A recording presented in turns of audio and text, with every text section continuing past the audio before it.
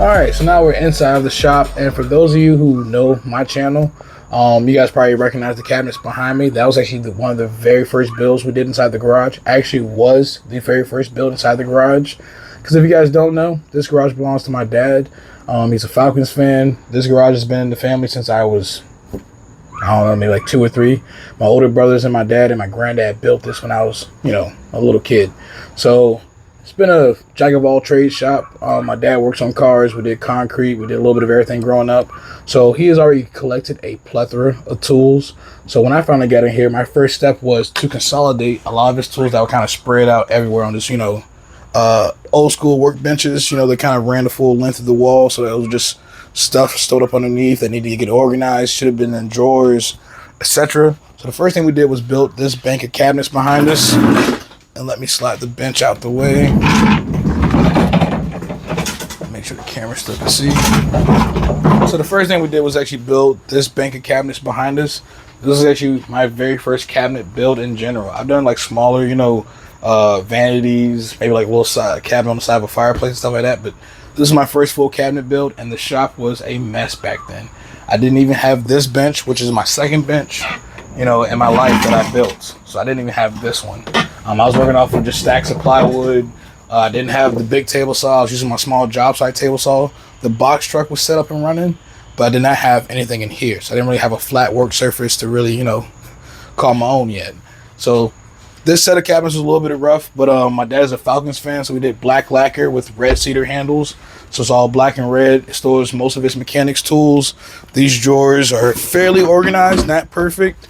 We have metric wrenches, metric sockets, standard wrenches, standard sockets. Then it goes all the way down to ratchets, air tools, generalized organization in there. Not perfect, but pretty good. And then, storage for various other tools. I kind of organized this for my dad. This is where he houses most of his stuff. It's been put into the cabinets, not organized yet. But the shop going from here backwards is what I've been working on. And this is something I would like to show Ron. This was my first Paulk style bench. I think when I first saw him starting the smart wood shop, upgrading from art to the smart, setup, I saw this bench and I was looking at my box truck and I wanted more capacity. I love how he was able to spread the width of all of his benches with these sacrificial strips. This is what I use to make all my cuts. So it has the MFT style top and 4 inches on center, so all the strips work anywhere. And what I did was I just put dowels at the bottom. So this works on any one of the benches all throughout the shop, inside the box truck.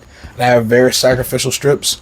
But the one thing that I did to this bench that I thought was really, really cool was make it expandable. It expands this way, probably about, I think this total bench is about 50 inches. It expands to about 6 foot, I believe. Full 72 when you pull out both wings. But I typically pull it out maybe like 10 inches on each side just to give me a little bit more space. What I did to reinforce it though, because again, like the bench on the inside of my box truck, all 1/2-inch plywood construction on the carcass, just to kind of keep it, as lightweight as possible. Because I used to carry this one in and out to the job sites before I built the one that's inside of my truck. What I did to reinforce it though, I took some white oak, made a strip for the inside, glued and stapled it, and that reinforces this 1/2-inch rail right here, which makes this plenty strong. And let me lock the wheels to show you guys with the 1/2-inch plywood construction.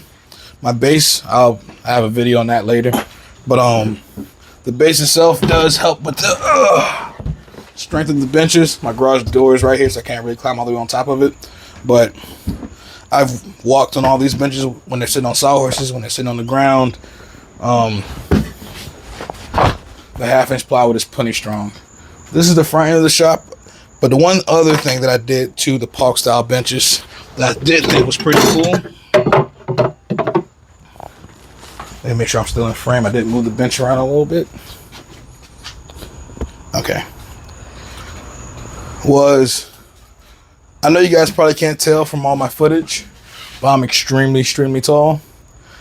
And when I started building this woodworking in general, I think it's set up for people who are a little bit taller than I am. The standard workbench height is 36 inches. Table saws and stuff like that coming in about 36 and a half, almost 37 inches. So my workbench, the first one I built for stationary for the shop, was at 37. But after working on that bench for, a good little bit of time, trying to cross-cut plywood and stuff, I realized I like the benches a little bit shorter. So these are sitting at about 33.5 inches. But to make them line up with the bench side of my shop, I wanted to make these adjustable.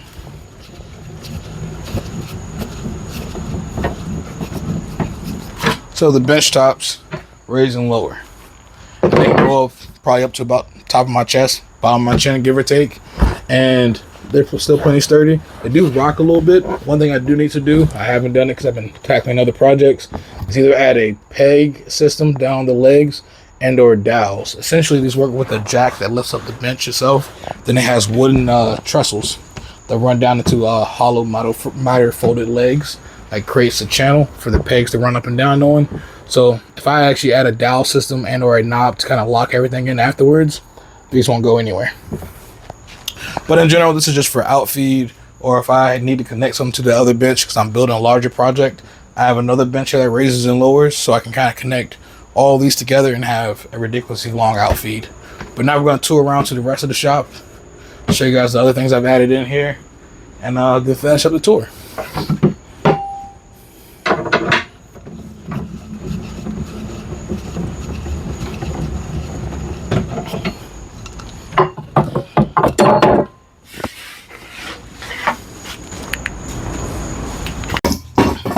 So there goes my other bench. This one is made just like the other one.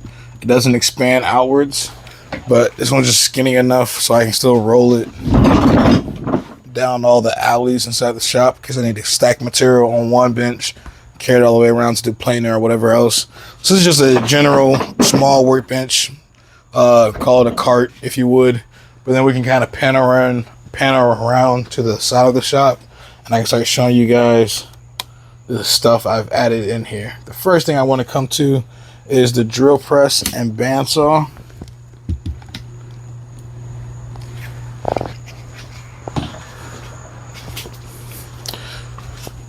The drill press is a pretty cool table put on top of it just so I can get more functionality out of my drill press.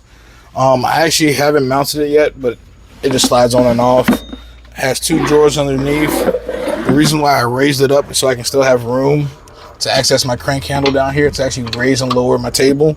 So I can reach right down here, unlock it, and then go into raising and lowering the table. So I think it's pretty versatile. I have T-tracks applied onto the top of it for my fence and various hold downs. I think I might actually cut this fence in half and make a split fence. I've seen a lot of videos of the benefits of having a split fence on your drill press. So might be something I delve into. And then on the lower section of the drill press, I think one of my favorite additions is this drill press cabinet. Again, in a shop like this, the more storage you can get, the better. So I try to find ways that I can use every bit of space. So I have drawers all throughout the cabinet. Then one of the things I think is really cool about the drill press, if I ever need to drill something really wide, another thing, I like this tray here. So I have this quick grab and go things like drills, 3/4 inch bit I can throw in here. The chuck for the drill press is right down there too. But if I ever need to remove this cabinet to drill something wider because my table can't go down any lower, there's a set of toggle clamps right down here, and this entire cabinet slides right off. Might be a little heavy. But the entire cabinet slides off the drill press. I can set it to the side and lower the table as low as it needs to go to drill whatever I need to. Let me slide it back up there and make it look easy.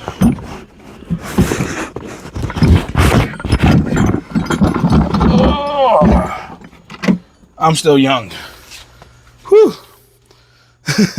The other thing would be the bandsaw. Only I did with this was put it on wheels. So both of these can slide out from behind these two cabinets to give me access to make my cuts. But the next thing I'm gonna show you guys is probably this is my third build inside the shop and probably one of my most crucial. All right, so this is something that I call my material bench because it is a workbench that does house various things from my metal vise, my battery chargers, screwdrivers, my levels, my dado set, my nail guns, I grab and go. I do keep a set of drills up here. And then I have various junk up top that I probably need to organize better. But what this thing allows me to do is gives me a perfectly flat surface, so I can take various bench dogs and bench dog clamps. I do need to ream out some of these holes, but I can set a clamp here and a clamp here. And what those two will allow me to do, actually I couldn't drill all the way through these holes, that's why. Yeah, it was this one. But yeah, I can set in 2 bench dog clamps there. Let's say I have a door or a piece of plywood that I need to edge band. I can then throw it in there, clamp it down, edge band it, because I have access to the full side of it, and then, you know, reset. So again, it gives me another flat surface here, and then a flat working surface. I can also set up router jigs. I'm planning to make a loose tenon jig that works with the face of this bench, coming soon. So I don't have a domino yet, so trying to figure out ways that I can kind of, because I have bench dogs drilled along the face and along the top, so I can actually do a, you know, type of jig that actually mounts to these bench dog holes, references off the front edge. Then I can take a board, slide it in there and clamp it, then do whatever routing I need to do for the tenon. So that's kind of what I'm thinking. I just haven't got into that yet because so many projects, so little time. It's kind of hard when you're trying to invent something or kind of be a little creative with your projects. But my favorite thing about this material bench, because like every other woodworker I can imagine, we hoard material. At least I do. I have a very, very big issue with tossing stuff. So what this bench allows me to do is to hoard. Let me make sure this is still inside of cam. And it is. So this bench here, this cubby is 49 inches tall, so I can slide full sheets of plywood into this bay. Then there's another cubby that's like right here. It's on the other side. It is half the length of the bench, and it is a 4x4 section for half sheets of plywood. I can probably fit like 2 or 3 in one bay. I think this is 6 inches, so I can get, you know, 5 3/4-inch pieces of plywood, 6 uncomfortably in here. Then I have additional bins on the backside for small scrap pieces of plywood that I can't help, you know, throw away. So I kind of tuck those away back here. And then all these bins here are also they have depth stops, because this bench has cubbies on both sides. So the top row is a full 6 foot length for 6 foot scraps. But then I have this one. I think this one is about 2 foot.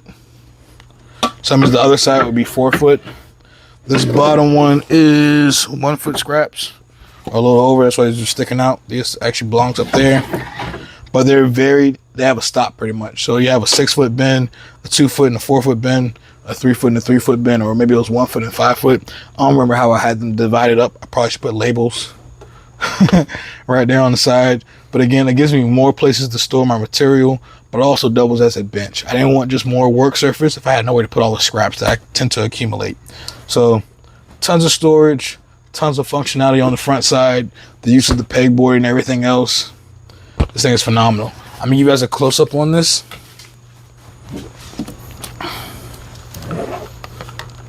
So we have bins, and then there's a stop there halfway through the middle. I can't turn my light on right now, I'm sorry. There's another stop right there. And then right here in this section, full 4x8 sheets of plywood, but I'm not disciplined, so there's a bunch of scraps in there. That section right there is for a 4x4 section. And then we have a section of bins that is the depth of that outward, then a skinnier section of bins. And the reason why I did the bins off the back is so we're going to overhang the actual bench, because here in my shop we have a center block stem wall that runs the full length of the garage, and I wanted my bench to lip over the top of it. I just wanted, again, to maximize as much storage as possible, and that's how I did it. Top shelf goes almost all the way back to the wall. Then I have a power strip up here that powers all of my batteries, and I have a TV in my shop. I really love that. But now we're going to go over here to the back of the shop and show one of my newest additions that I'm not the best with, because I don't really know too much about hand tools. Actually, let's position the camera somewhere else.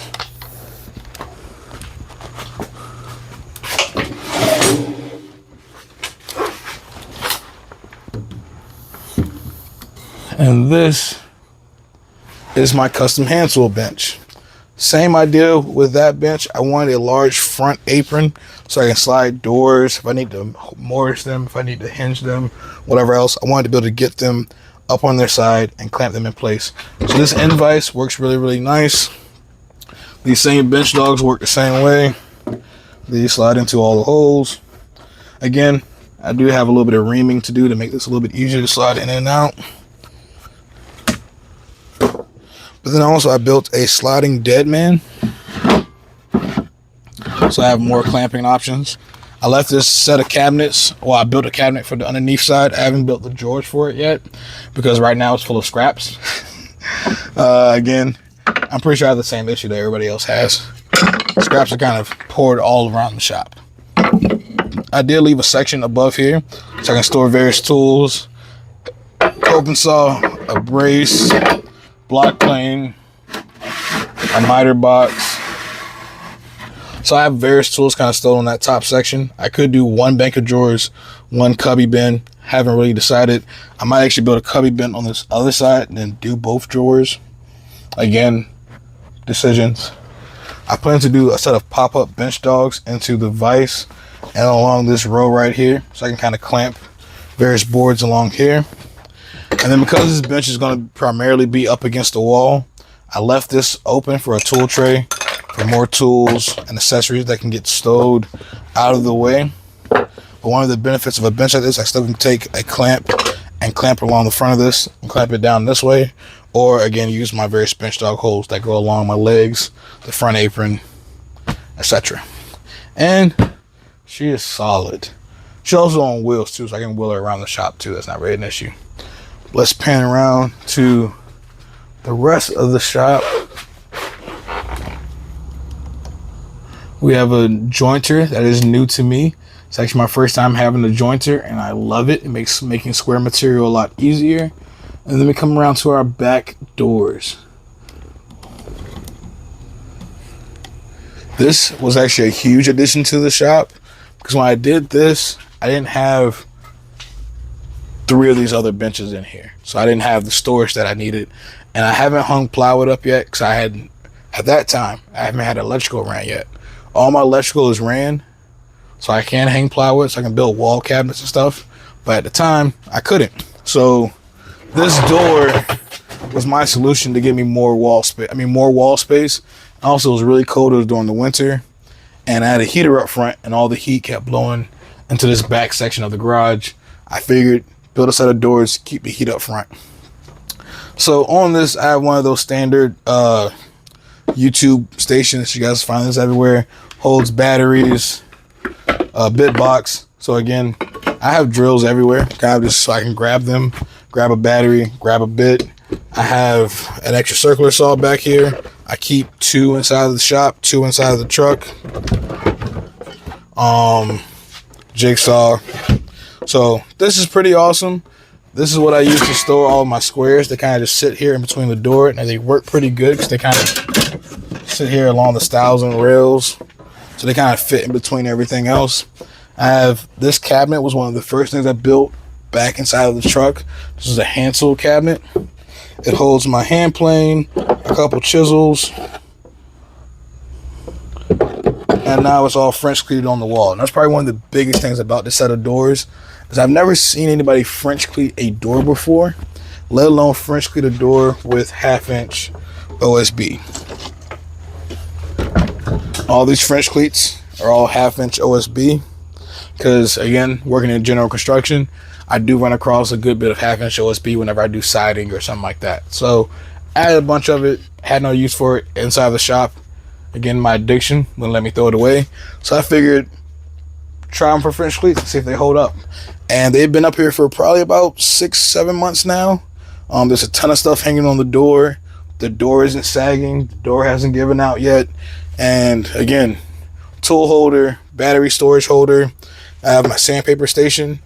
This just holds various screwdrivers, a pair of scissors, just quick grab stuff that I need to have access to. I have a pencil holder inside the shop, markers and everything else for the marker board, so I can write notes, draw plans and everything else here on the doors in the shop. So I'm right here at the table saw. I can turn around and look at measurements, go right to the miter saw, etc. It's pretty convenient. That's pretty awesome. I do have some more French cleat holders to make. I just haven't thought of what else I would need. This one here holds all my rags. I can pull them from the front, but then I have pegboard on the front side of it, so I can hold table saw wrench, old table saw push stick, my current push stick, my miter gauge is sitting down here. My various throat inserts are all hanging right here on the door, so I can come right from the table saw right here to the door. Again, really, really convenient.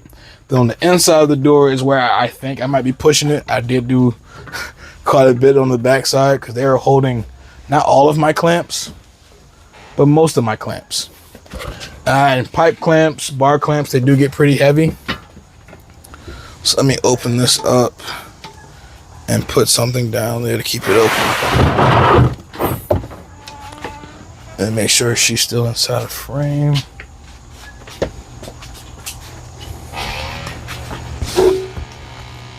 Okay, looks like I need to close the back garage door. Let me do that real quick. See how that looks.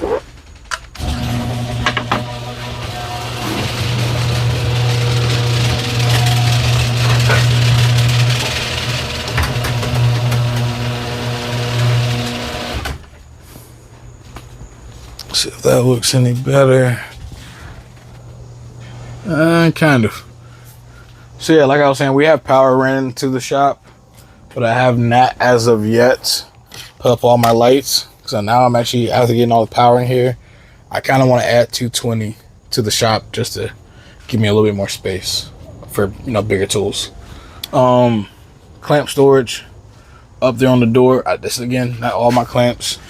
The rest of them are stored over there in the corner. But nails, fasteners, screws are just French cleated onto this bins on the back side of the door. I did make a French cleat storage bin for more scraps because, again, I have so many that I can't seem to throw away. They're all just stored down there. My dust collector's in the back side of the shop. This whole wall is pretty much empty. I plan to do a CNC 3D printer and laser engraver, then a lathe, my exercise bike, probably some cabinets and stuff up on the upper sections of the walls, probably. Some up there above the CNC and stuff. Leave the compressor there. Probably more clamp storage on this door. And then we come back here to where my planer is, my air hose reel. I plan to actually loop that up and do some of those retractable, sorry for the lights, and do some retractable hose reels throughout the shop. But yeah, my thickness planer, which I built onto a cart. And I'm gonna show you guys one of my favorite features about this planer and why having this on a cart like this is ingenious. And then we come over here to the last part of my shop, which is my miter saw and radial arm saw. The radial arm saw needs the most love. Actually, let me swing this around over here.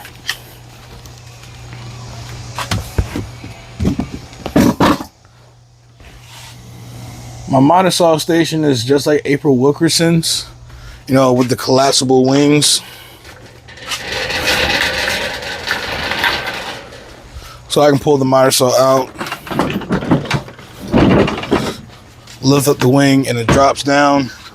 So she can actually store right here in the corner. I plan to build something similar to this for my radial arm saw once I get it fixed. I'm not mechanically inclined. I'm really good with working with wood, but as soon as I get inside, that one just needs a switch. It has been almost 8 months to a year. I'm gonna get it fixed eventually. But here at my miter saw, I have my Festool dust extractor, my Festool sander. It all stays down here. This is the Makita 12-inch battery power saw. I plan to actually sell this one and get the corded option. That's gonna be stationary inside the shop, so I can hook her up right to the dust extractor. The wings are what makes this actually special, because unlike the standard miter saw carts like April Wilkerson has over on YouTube, mine has one extra feature. Ooh, let me find the hole. There it is. The extra feature is that the miter saw wings themselves are expandable. By expanding the wings out like so, you get increased cut capacity. I believe the standard ones are about 30 inches long, so when you expand it out, it pretty much doubles the length of it. I apologize, my dad that came out, But yeah, I was saying that with the rails being to extend the full length of the miter saw wings themselves, you get double, not double the capacity, but I think typically with a 30-inch wing that you get by having a miter saw cart as high as, this is again April Wilkerson's design. You kind of see it all over YouTube. So I think your wings end up being about 30 inches, and you can cut like an 8-foot board without having to put support down on the saw. But with the expanded capacity, I think I can sit like a 12-foot 5-inch board and be completely hands-free here at the saw where it will level itself out. The one thing I do need to do is use my router and add a T-track all the way throughout my wings so I can at least have a stop block. Ron Paul has preached about the importance of stop blocks. I also want to build the Ron Paul's flip stop. I think that is really, really cool. I plan to build a set of those. But this is the miter saw wings. And then she slides right back over here and out the way. But now I can show you guys the heart of the shop and kind of where all these other builds started from. And the first thing that I did in the shop after building the cabinets up front was build my main workbench and set up my table saw. And I'm going to show you guys that now.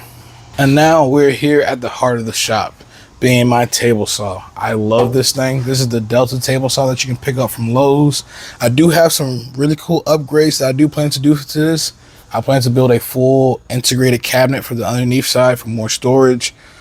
You can buy the Cobalt router table to pop over here. I'm not going to do that. I'm probably going to build an actual router table insert right here. Build a custom style fence with a large L fence and all the accoutrement built into this. And then I saw another video from Carpentact over on YouTube. He built a slider that actually folds up from the side of his table saw. But this is the heart of the shop. I do most of my work kind of right here or over on the miter saw. And this is what I was hinting to earlier. One of the reasons why I love the DW735 is the adjustable head. The fact that they can plane at different thicknesses with a simple crank of a handle that then raises or lowers the actual head itself. This works as the perfect end feed. I also have about 8 foot 6 inches to the back of the door. So right about to like where all that stuff is hanging at right there. So I can sit a full 8-foot sheet of plywood right there. I don't have a full 8-foot sheet of plywood, but imagine this being a full 4x8 sheet of 3/4 inch birch. I am completely hands-free. You can slide all the way to the back. I have plenty of end feed before it even hits the blade. So I can rest my material onto my planer cart and be, up against the fence. Again, if it's a full sheet, it'll be balanced. I can move the cart kind of anywhere I need to. I can raise and lower the head how I need to get the proper height for in feed and out feed. And all I have to do is stand here off on the side, push toward the fence, and push forward. As I come toward the edge of my planer cart, I grab the end of my plywood, and now I can reposition myself right here at the back. Partially because I don't have a track saw yet, so breaking down full sheets of plywood is a bit of a pain. Trying to get everything square and parallel and even, repeatable. Typically, before I had this setup, I did not break down full sheets at the table saw. I use like the Craig AccuRip, which is okay. It's not perfect, but this gives me consistent results. I'm not struggling, handling sheet goods because I can always start off with them at the front of the shop on top of one of my other benches, offload them to this bench, and then slide them straight across to over here. So there's no lifting once I get the material inside the shop. It's just moving from bench to bench because they're all close enough to where I can kind of pivot from, bench to bench, and everything's on wheels. So this is the heart of the shop. I will show you a little bit on this workbench. It's not really much. It's just a large torsion box style bench. It's a 4 foot by 6 foot long. So again, plenty of building surface. But now that I have the 2 benches up front on the front side of the shop, I haven't really been building on this one as much. I typically build up front to keep this clear for outfeed for the table saw, because there's nothing worse than having everything cluttered and having to move stuff to start another operation. So those extra flat surfaces up front and over there allow me to keep the miter saw, the table saw, clear for if I need to make a quick rip. I'm not moving the whole project off the table. I'm just making a quick rip. So yeah, this is pretty much the shop. I hope you guys have all enjoyed the information, the quick tour. Well, not quick tour, it's probably about 50 minutes of content. I gotta figure out how I'm going to edit all this down to make it into a video. But yeah, hopefully you guys have enjoyed. Hopefully you guys have learned something.